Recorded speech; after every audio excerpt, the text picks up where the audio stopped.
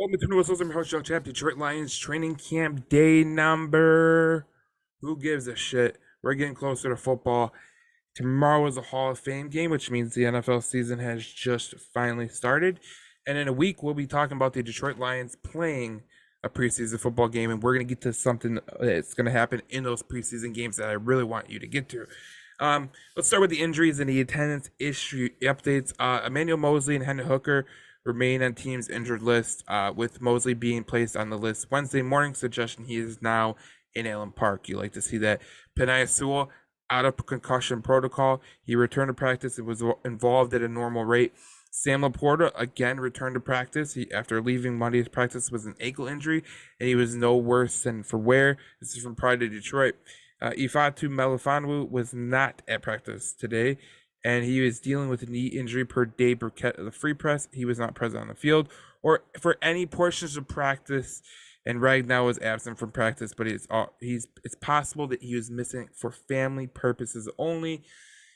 And Trinity Benson was carted off on the field, so you'd never like to see that, especially with Jameson Williams missing the first 6 games. You'd never like to see some of your wide receivers get carted off, or anybody for that matter, especially after Shane Zylstra getting his injury. And listen, low hit, never good, especially when you're getting carted off, not good.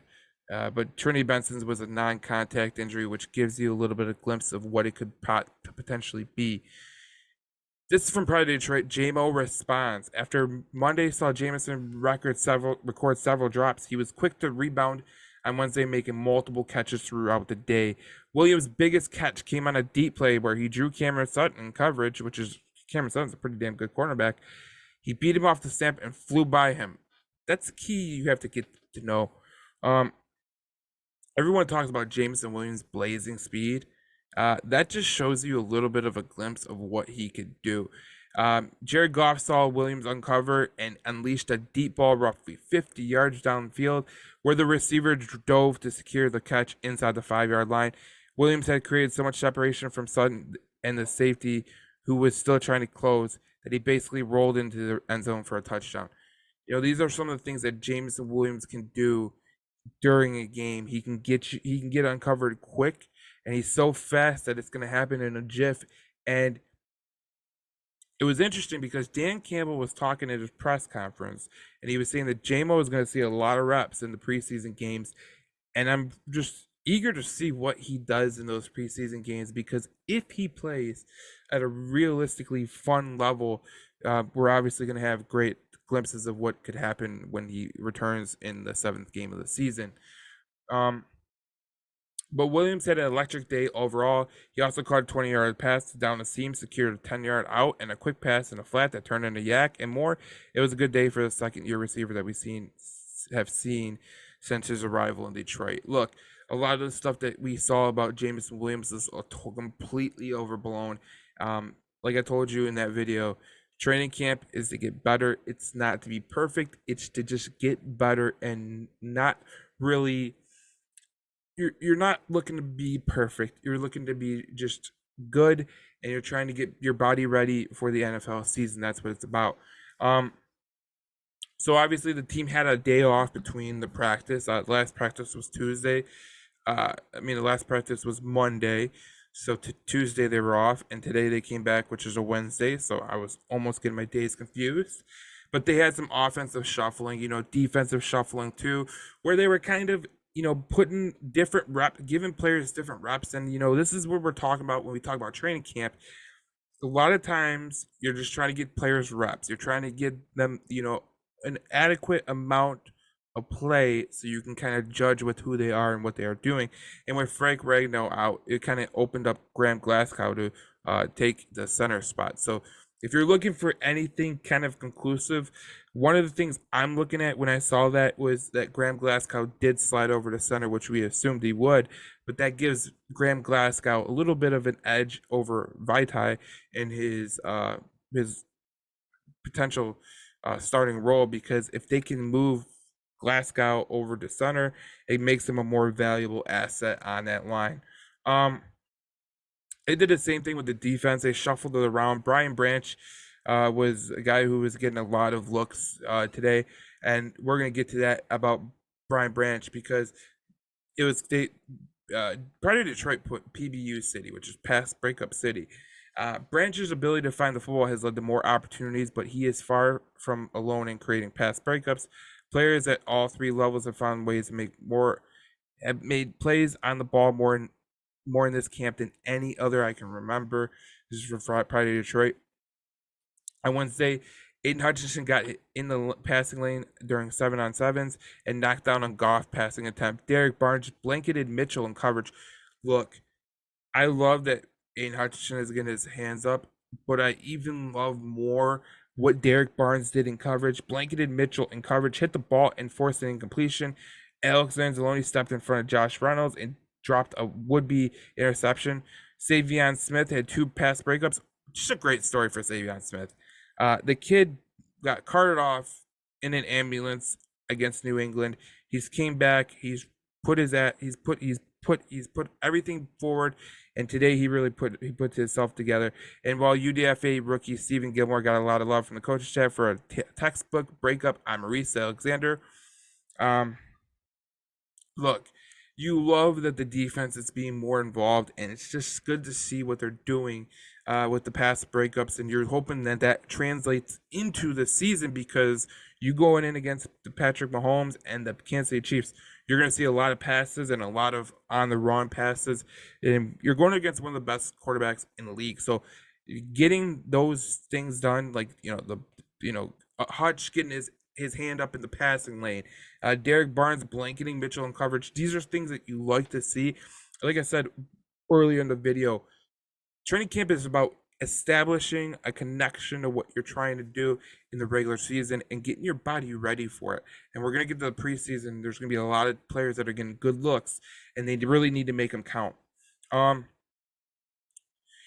Obviously there's a little bit of a thing about Julian Okwara. Dan Campbell said, Julian needs to improve consistency, and that it's really been that always about him. That's always been his case, was just consistency. He mentioned that Julian. There's some plays that he looks great, and there's some plays that he just looks really out of place. And you're hoping that when you get to the preseason games, that Julian Okwara starts to find his gear that you that he has, because he shows it in flashes. He's a pretty damn good player. He just isn't consistent, and that's one of the things that the Detroit Lions coaching staff is trying to get through him.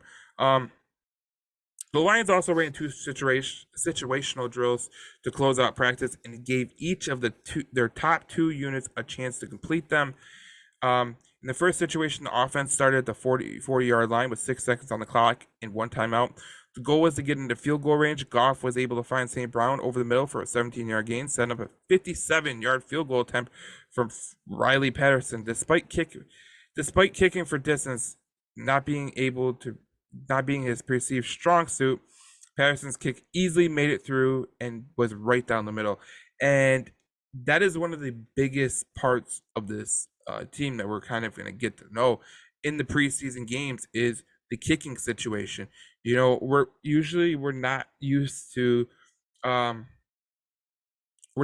Dan Campbell kicking in kicking spots, but with what they have in terms of the two kicking position, the kicking position, where they're trying to figure out who is going to be better, I can see them going and taking a chance at some long kicks in these preseason games. The second team was not as efficient. Stunner. Nate Sudfeld targeted Jameson Williams, but Smith registered one of his pass breakups. In an effort to keep the kicking competition fair, the Lions had Parker Romo attempt his own 57-yard kick, which he also was successful with. That is great to hear. The second scenario was similar to the first, offense starting at their own 48-yard line. Goff decided to take a deep shot to Jahmyr Gibbs on a wheel route, but overthrew him.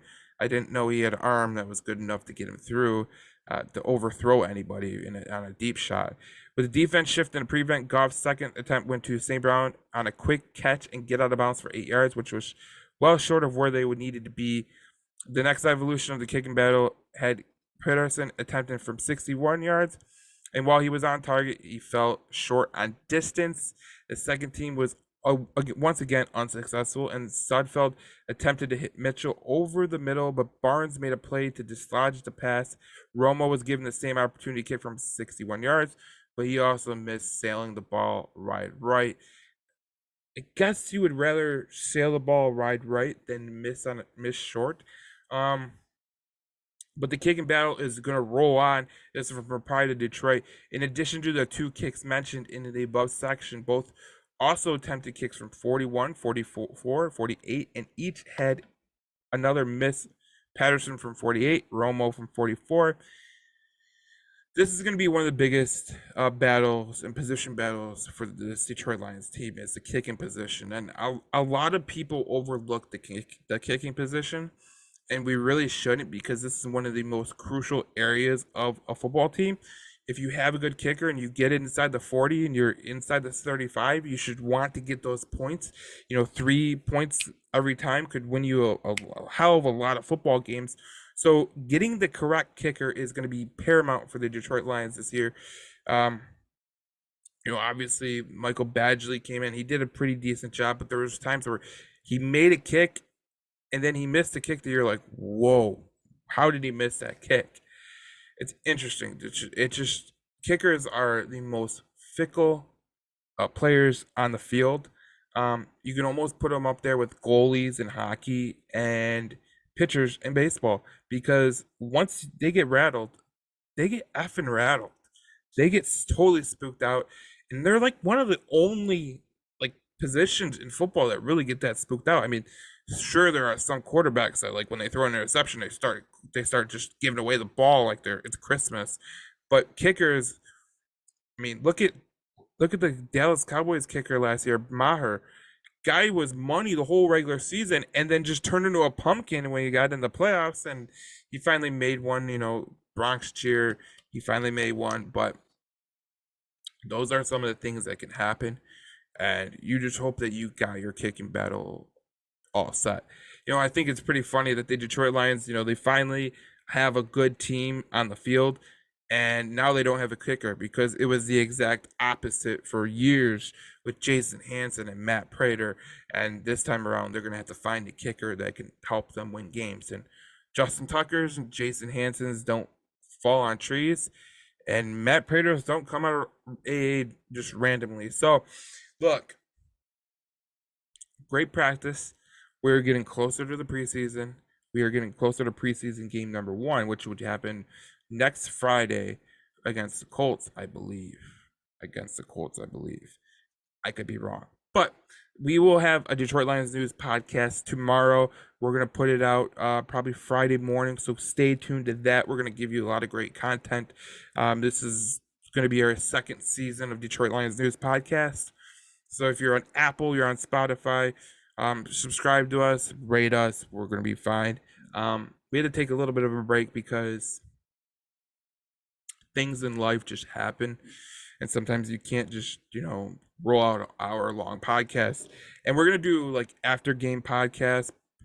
We're gonna break down preseason games and all that stuff. So stay tuned to that, and we will see you on the next Between the Whistles Detroit Lions News video for the training camp, probably tomorrow or Wednesday. Maybe I might get you a video tomorrow. With us doing the podcast, we'll probably just roll it out Wednesday. So we'll see you in the next video. I'm probably going to have a couple more videos coming out before the weekend, so stay tuned to that, and we will see you in the next video of Between the Whistles Detroit Lions News coverage.